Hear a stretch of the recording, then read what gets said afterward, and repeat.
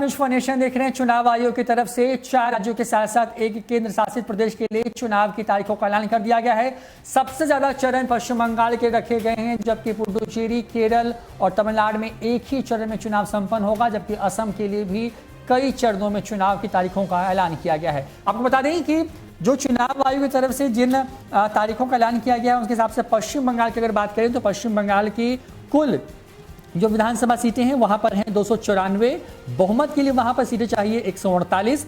जो चुनाव यानी कि जिन चरणों में चुनाव वहां पर होंगे वहां की अगर बात करें तो 27 मार्च को पहला चरण है, 1 अप्रैल को दूसरा चरण है, 6 अप्रैल को तीसरा चरण है, 10 अप्रैल को चौथा, 17 को पांचवा, 22 को छठा और 26 को जो है सातवां और 29 को जो है वो 8वां चरण है। यानी कि पश्चिम बंगाल में कुल 8 चरणों में जो है वो चुनाव होंगे। इनके चुनावी नतीजे जो हैं 2 मई को यानी कि दिन रविवार के दिन घोषित होगा। वहां पर बहुमत 148 का आंकड़ा चाहिए। फिलहाल की बात करें तो वहां पर जो सत्ता में काबिज टीएमसी है उसके पास जो है 214 विधानसभा सीटें उसके कब्जे में हैं। वहीं बीजेपी जो कि इस बार लड़ाई में टीएमसी के सामने खड़ी है, उसके पास पिछले विधानसभा चुनाव में सिर्फ 3 सीटें मिली थी, लेकिन लोकसभा चुनाव में जिस तरीके से लगभग आधी सीटों पर बीजेपी के सांसद जीते उसके बाद से लगातार कहा जा रहा है कि वहां पर लड़ाई बीजेपी वर्सेस टीएमसी की होने वाली है।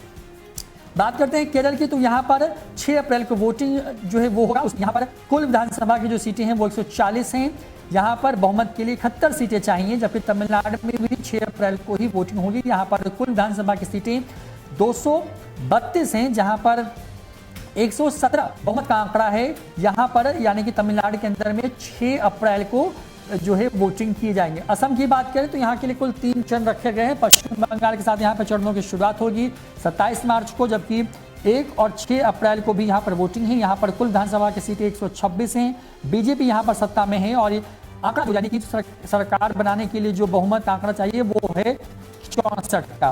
पुडुचेरी की बात करें तो यहाँ पर 6 अप्रैल जो है उस दिन यहाँ के बाद यहाँ पर वोटिंग होनी है। यहाँ पर विधानसभा की कुल सीटें 30 हैं। 16 का आंकड़ा चाहिए सरकार बनाने के लिए यहाँ पर पुडुचेरी केंद्र शासित प्रदेश है। तो ये पूरी खबर है चुनाव को लेकर के। तो पश्चिम बंगाल सबसे बड़ा राज्य है जहाँ पर सबसे ज्यादा सीटें हैं, 294 सीटें।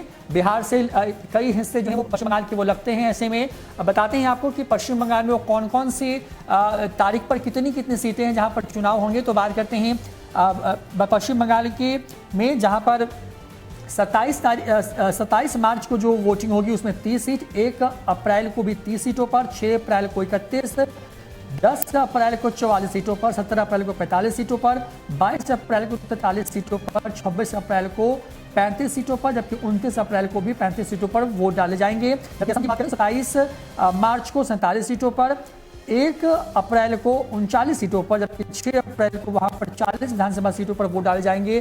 तमिलनाडु की कुल सीटों पर 6 अप्रैल को, केरल में 6 और पुडुचेरी में भी 6 अप्रैल को जो है वो वोटिंग होगी। इन तमाम राज्यों के साथ साथ पुडुचेरी जो केंद्र शासित प्रदेश है वहां के चुनावी नतीजे 2 मई को जो है वो जारी होंगे। फिलहाल की अगर बात करें तो जितने हालिया सालों में जो चुनाव हुए हैं विधानसभा के, पश्चिम बंगाल के इतिहास में सबसे लंबा चुनाव है। वहां पर जिस तरीके से हिंसा को लेकर के खबरें सामने आती रही हैं, जिस तरीके से ये कहा जाता रहा है कि वहां पर लगातार जो पार्टी सत्ता में होती है उसके सारे पर चुनाव के दौरान और खास करके वोटिंग के दिन जो है हिंसा देखने को मिलती है। लिहाजा लगभग इलाकों को संवेदनशील मानते हुए वहां पर चुनाव आयोग की तरफ से जो है वहां के लिए कुल 8 चरण तय किए गए हैं, जिसकी शुरुआत 27 मार्च से हो जाएगी और चुनावी नतीजे 2 मई को जारी होंगे। फिलहाल इतना ही। देखते रहिए न्यूज़ फॉर नेशन। नमस्कार।